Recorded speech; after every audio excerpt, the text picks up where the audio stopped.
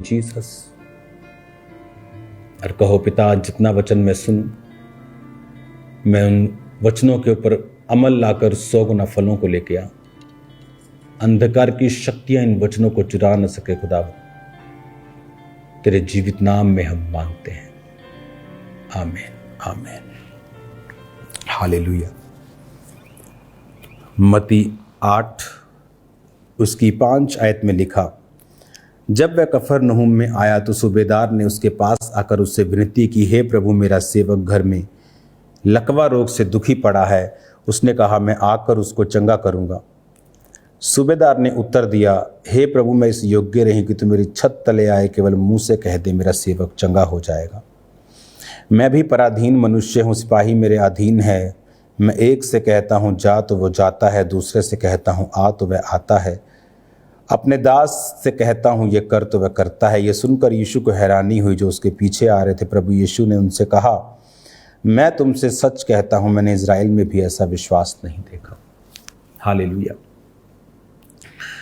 इस मसीही जीवन में, इस मसीही लाइन में मैंने एक बात देखी है कि जब भी आपको छुटकारा होता है या आपकी लाइफ में कोई मिरेकल होता है, उसके पीछे आपका पर्सनल फेथ ज़रूर होता है।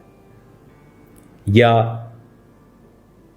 एक ऐसा व्यक्ति जिसके लिए कोई खास विश्वासी फेथ रख रहा है, जिस तरह आपकी माता जी हो सकती हैं, वो फेथ रख रहे हैं कि मेरा बेटा नशों से आज़ाद होगा, लेकिन ये एक अलग डिलीवरेंस है। लेकिन अपनी पर्सनल लाइफ में मैंने नोटिस किया है कि जो डिलीवरेंस है वो फेथ से जन्मती है हमेशा। यहां परमेश्वर क्यों खुश हुए उससे? अगर इसको कोई शारीरिक व्यक्ति पढ़े और उसे ये मत बताओ कि जब यीशु ने अचंभा किया और कहा कि मैंने ऐसा विश्वास तो अपनों में नहीं देखा, इस लाइन को अगर काट दो, तो अगर ये सेम पैराग्राफ आप किसी अन्य जाति को सुनाएं कि एक आदमी था, उसने यीशु मसीह को इनवाइट किया और कहा आकर मेरे सेवक को चंगा करे, और प्रभु यीशु मसीह चल पड़े थे और उसने यीशु मसीह को आने से मना कर दिया और कहा कि मुंह से ही कह दे। मैं डेफिनेटली कहता हूं, वो आप किसी को भी ये बात सुनाएंगे ना, तो सब कहेंगे कि जीसस क्राइस्ट गुस्सा करेंगे, उसको अच्छा नहीं लगेगा। ये एक दैट्स द ईगो, ये एक नॉनसेंस की है इसने एक बदतमीजी की है कि पहले जीसस को बुला लिया और रास्ते से मैसेज कर दिया मत आ। बट जीसस खुश हुए, क्यों? कहता मैं भी पराधीन मनुष्य हूं। उसने जीसस को एक मैसेज भेजा, प्रभु मैं भी किसी के अधीन हूं, मेरा राजा, मैं उसके अधीन हूं, सिपाही मेरे हाथ में है, यानी सिपाही मेरे अधीन है। मैं एक से कहता हूं चल तू जा उधर, वो जाता है, दूसरे से कहता हूं आजा इधर, वो आता है, अपने किसी सिपाही को बोलता हूं ये कर, वो करता है। यानी मैं अथॉरिटी को समझता हूं। तू प्रभु है, तेरे पास अथॉरिटी है, तू मुंह से कह देगा तो मेरा सेवक चंगा हो जाएगा। जीसस खुश हुए, उसने कहा ये वो आदमी है जिसने अधिकारों को समझा है, जिसने ये समझा है कि मेरे पास दुष्ट आत्मा को निकालने का और बीमारियों को निकालने का अधिकार है। तो परमेश्वर उल्टा खुश हुए,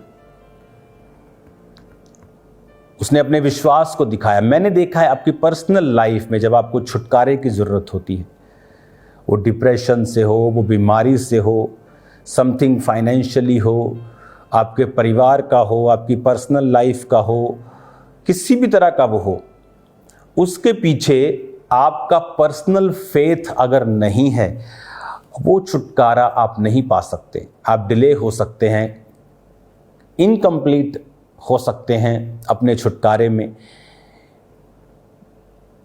मेरी लाइफ का छुटकारा कैसे हुआ?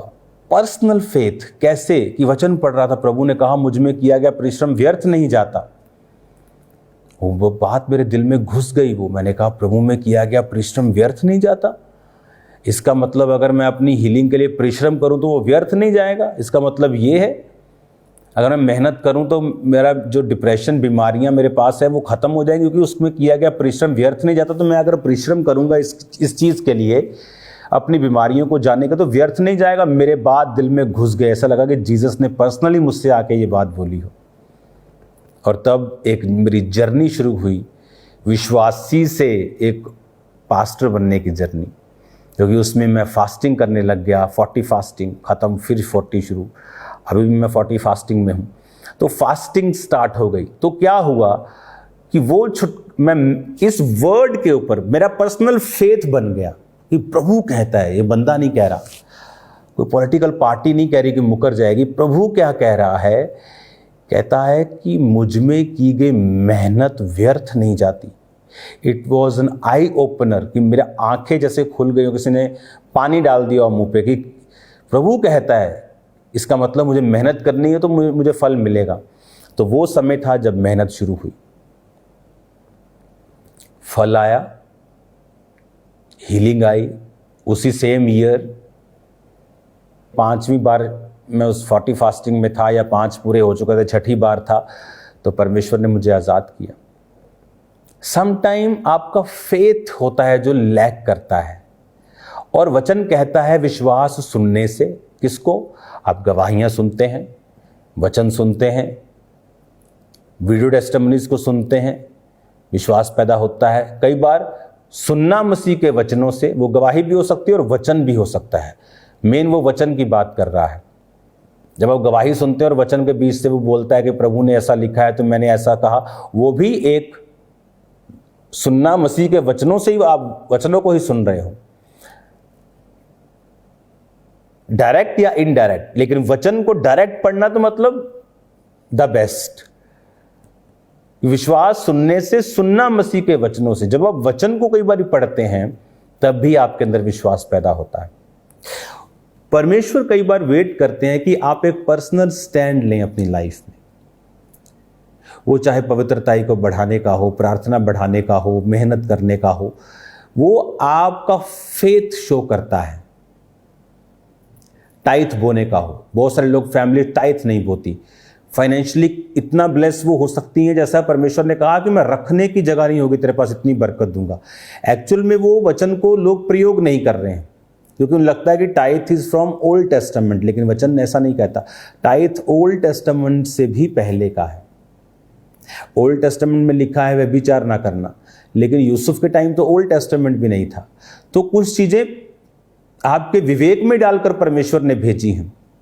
तो अगर फैमिलीज उसका प्रयोग करे, एक इंडिविजुअल उसका प्रयोग करे, तो वो मिलियनेयर बन सकता है, वो आगे जा सकता है, बरकत पा सकता है। सिर्फ पैसा ही सब नहीं होता, लेकिन अगर धर्मी के हाथ में हो जाए वो बड़े काम कर सकता है। Money is a defence. लेकिन जब तक उस वचन को आप पर्सनल बनाकर उस पर फेथ बिल्ड नहीं करते कि प्रभु कहता है अगर मैं टाइथ दूंगा तो इतनी ब्लेसिंग देगा, रखने की जगह नहीं होगी। इट वॉज आई ओपनर हो सकता है। ये गरीबी के श्राप को तोड़ने के लिए एक परमाणु हथियार हो सकता है, अगर मैं इसको अपना व्यक्तिगत बना लूं कि प्रभु के वचन में लिखा है कि वो गरीबी के श्राप को तोड़ेगा, फिजूल खर्ची को तोड़ेगा, रखने की जगह नहीं होगी, इतनी बरकत देगा, वो डैम गेट्स को खोल देगा। हिंदी में लिखा ना, काश के झरोखे, मतलब डैम गेट्स बोल रहा है। डैम के पीछे पानी आगे सूखा भी हो सकता है, तो परमेश्वर डैम गेट बंद कर देता है जो टाइथ नहीं देते। जब टाइथ देते उसने कहा मैं डैम गेट खोल दूंगा, इतना पानी दूंगा, रखने की जगह नहीं होगी, ब्लेसिंग्स का फ्लड आ जाएगा तेरे पास। लेकिन इस वचन को व्यक्तिगत बनाना इंपॉर्टेंट है। जब तक एक वचन को मैं व्यक्तिगत बना के उस पर फेथ नहीं करूंगी, वचन ये कहता है तो कब पूरा होगा।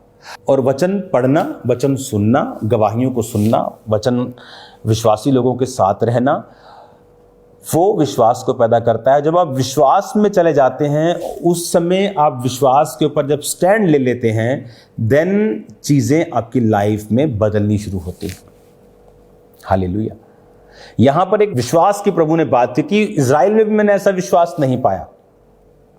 फेथ, हर एक मिरेकल के पीछे फेथ। मैं प्रार्थना करूंगा, मैं मेहनत करूंगा, प्रभु मेरी मेहनत को व्यर्थ नहीं होने देगा। वैसे ही हुआ। एग्जैक्ट वैसा हुआ।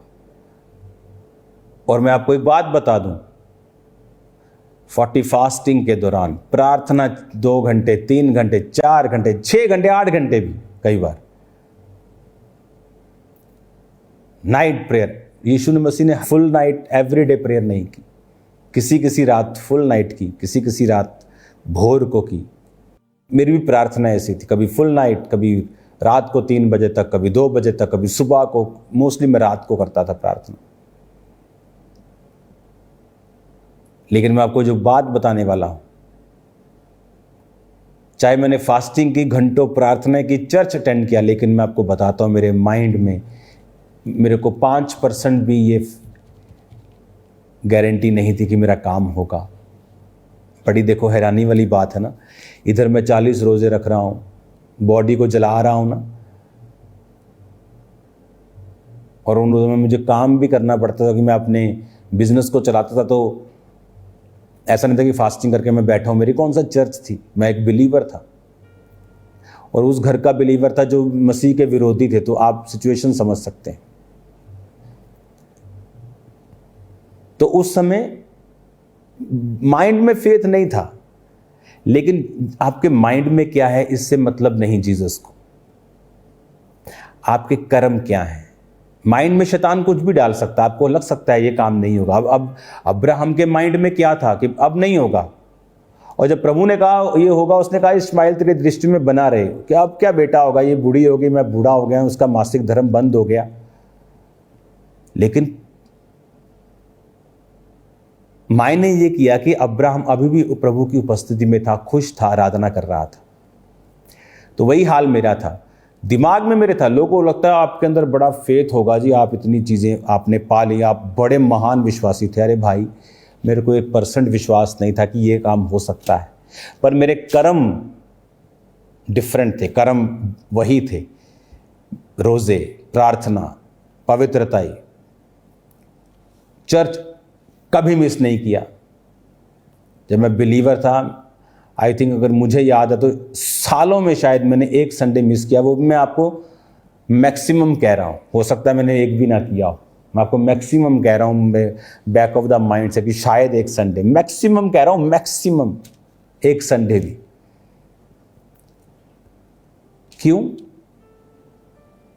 उसको नहीं प्रॉब्लम कि आपके दिमाग में क्या चल रहा है, आपके कर्म कैसे। दिमाग में मेरे हो प्रभु करेगा ही करेगा, कर्म ना बाइबल, ना प्रार्थना, ना रोजे, ना प्रेयर, नथिंग, वो नहीं होगा, चाहे आपके दिमाग में जितना मर्जी फेथ हो, क्योंकि विश्वास कर्मों के द्वारा सिद्ध होता है। तो कई बार आपको लगता है कि this situation is impossible, but आप प्रेयर कर रहे हैं, आप फास्टिंग कर रहे हैं, you are fasting, you are praying,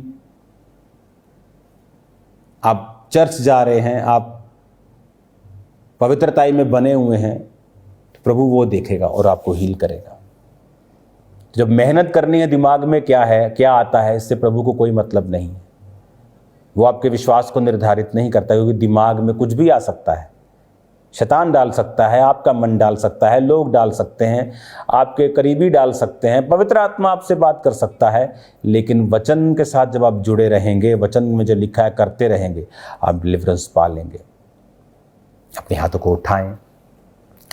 हे प्रभु, तेरा विश्वास आज से इनकी जिंदगियों में बढ़े और तू उन्हें बरकत दे, इन्हें आशीषित करे, छुटकारा इनके जिंदगी में प्रवेश करे, और ये विश्वास में बढ़ाकर स्टैंड लेकर अपनी ज़िंदगी के बड़ी टेस्टिमनीज़ को हासिल करें। बीमार चंगे हों, दुष्ट आत्मा के रोगी आज़ाद हो, तेरा पाक रूह इन्हें छुए, प्रभु यीशु के नाम में, आमीन। आमीन। Thank you Lord.